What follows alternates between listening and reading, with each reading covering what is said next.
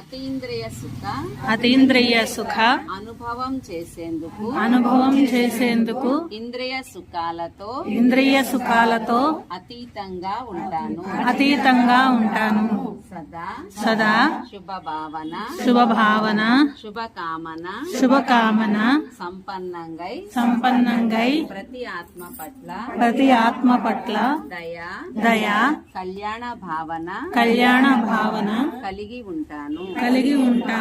బ్రహ్మ బాబా సమానంగా త్యాగం తపస్యామూర్తిగై అపకారీల పట్ల కూడా ఉపకారం చేస్తాను.